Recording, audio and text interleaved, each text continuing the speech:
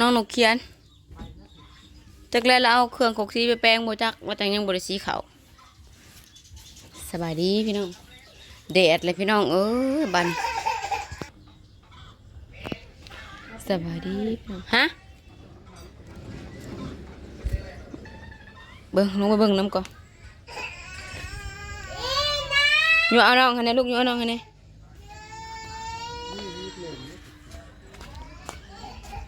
เปลี่ยนโบเลโหลดพี่น้อง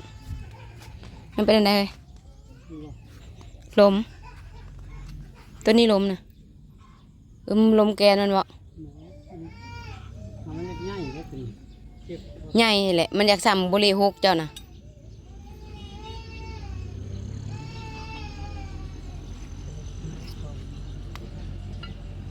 เอาของมันเองใส่แล้วลองแล้วตัวนี้ครับข้าวบริสุทธิ์ใส่เขาบริสุทธิ์ใส่ตัวนี้ไข่อาม่ากับบริใส่แล้วแต่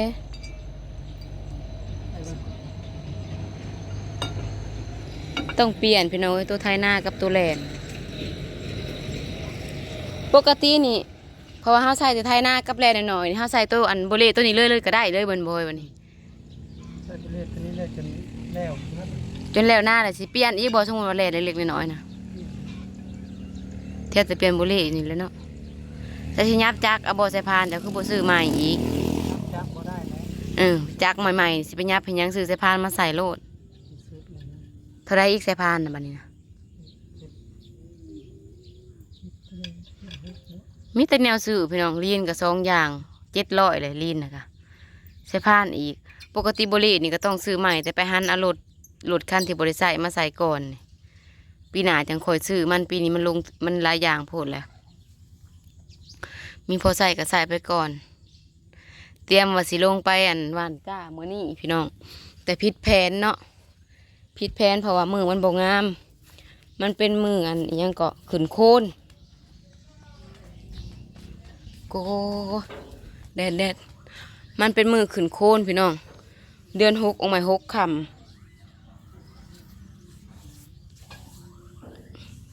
ใส่เฮากับโบจักดอกหญ้าอีหมดมันท่วงก็เลยโจะอบขปลูกไว้อีกก็เลยเตรียมการให้มันพร้อมกว่านี้แล้วจังอันนั้นก็เลยเปลี่ยนโบเลโหลด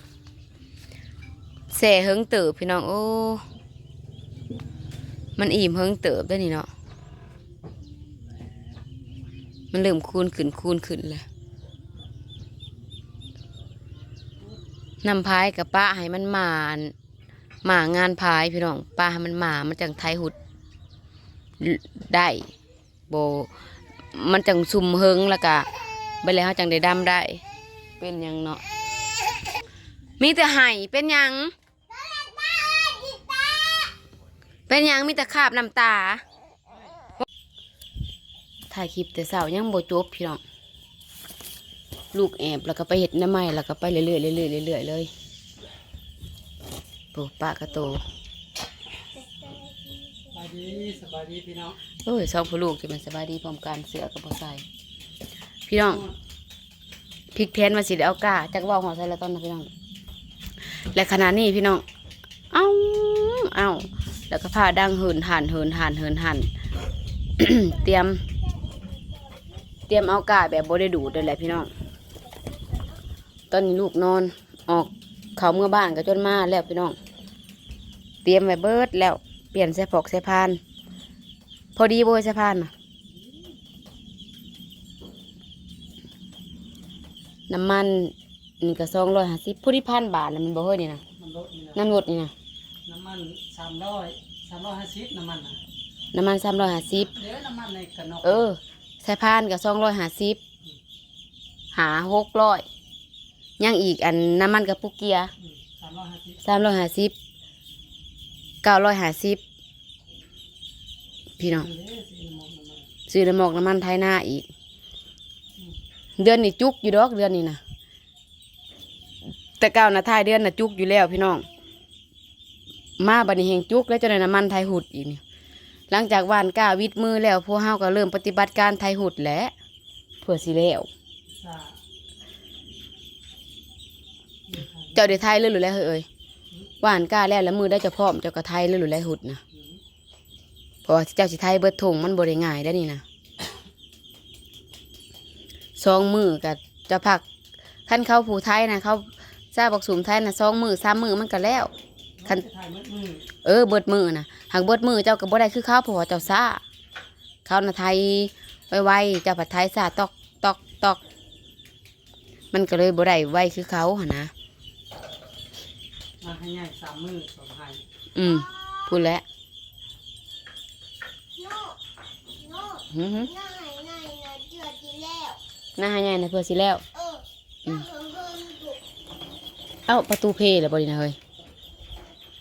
จุกเติบพี่น้องเอ้ยเดือนนี้จักสิเป็นอะไรส่วงดำนานี่พุยยังบ่ได้เด้อนี่นะพุยนี่เส้นอีกบ่เฮ้ย นี่นะครับ มันก็สิบ่อันมุมเส้นดอกเส้นน้ำพายคำบ่หยาแหล่คือเก่ายาเขียวพี่น้องคูปีเฮ็ดหน้า2 ปีเส้นน้ำยาเขียวอยู่คูปีปีนี้ก็บ่มุมสิแล่นไปหาลาวอีกแล้วดิถ้าเบิ่งบ่ได้ดอกคันบ่เส้นเอาปุ๋ยน่ะบ่มีเงินซื้อน้ำเมือกน้ำมันนี่ก็พอแห้งแล้วเส้นเหมือนเดิมพี่น้องผู้แลบัตรบัตรพอใส่ก้าผู้แลจังเขาไปเส้นเอาน้ำดาวก่อนสอบ1มาใส่ก้าหรือสิเส้นมาให้มันพอหน้าเลยบ่ไล่ล้วนมาบาทเดียวเลยบ่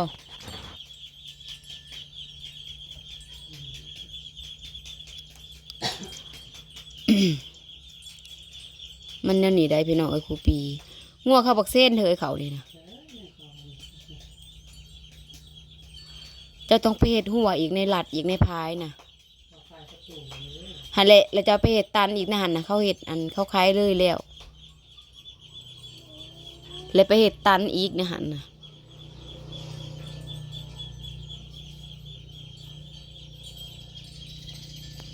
อ๋อวันกล้าข่าวกับฮัทเลยเทียบไปเทียบมากับฮัทเลย อัดมันกับบูมันบ่อยู่อัดกับคันเห็นบ่อัดไปอัดคนเที่ยวคันอัดคนบ่เที่ยวยังว่าอัดมาคักๆอัดสนะมันกับบู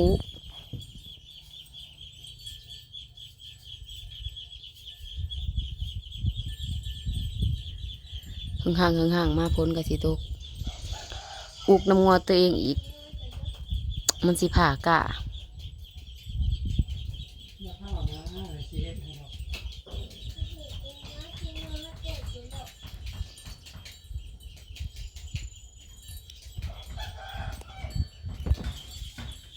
เบิ่งเอาพี่น้อง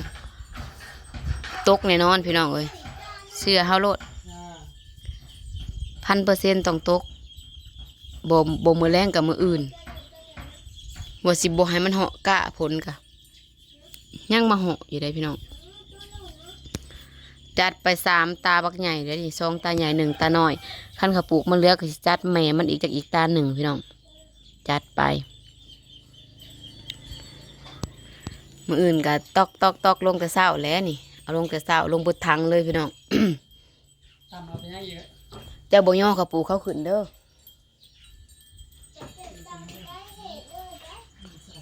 มื้อเช้าพู้นแหล้ว คนเลยเนี่ย เขาก็หวานอยู่พี่น้ำอีกตา1 2 ตาเฮ้ยไปเรียนจะจื้ออยู่ห้องใส่ผู้จักสอบ สี่ศพผม ป้าทุปีแล้วนี่ยัง4เขาอีเมลก็ใส่2ผู้นี้เป็น6 อันนี้บดไส้นะแต่นี่ มันก็18 สอบผู้นแล้ว โอ้ยเจ้าอย่าเว้าเจ้าบ่ใส่มันแล้วสิได้กินบ่ ใส่ข้าวมันคือไปได้ข้างนอกปะโอ้พูดงัวลายเยอะ อืมเจ้าน่ะมีแต่นั้นแหละผูกงัวลายอยู่เฮ็ดหยังกับผู้ดีกระเทินใส่แล้วก็ใส่ให้มันเต็มที่ไปสิใส่จอกๆแจกๆเฮ็ดไปหยัง ตัวเต้ยว่ามัน พุ่นพอแต่ซ้ำนี่ขนาดเขาพุ่นกว่านี้เห็นบอกเขาแหล่แกลงเขาก็ยังพุยถื่นใส่อีกมันมีแล้วก็ถื่นใส่ให้มันเต็มที่ขึ้นอีกเป็นอะไร เอาเลยจ้ะ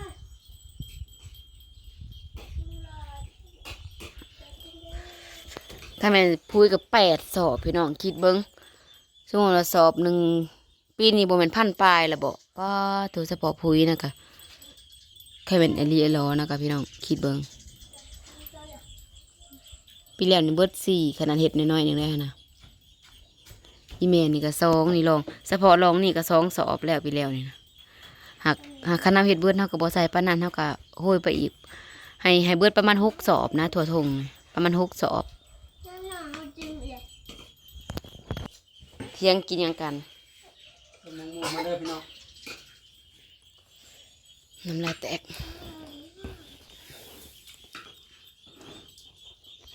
น้ำหมูแห้งมากและกับสมเขากินแต่เช้านี่ ซุ่มบ่ สมแห้งม่วงกับซอสมันบอกน้ำลายแตกจากๆเลยมาซิมัน ตัวโตเลยนะ ยังบ่ยิ้มบ่เดินเข้ากัน ไปก็เดินไปหรอกเด้อไปซีน้ำเขาก่อนนะสิอาบเก็บฝนสิตกแล้ว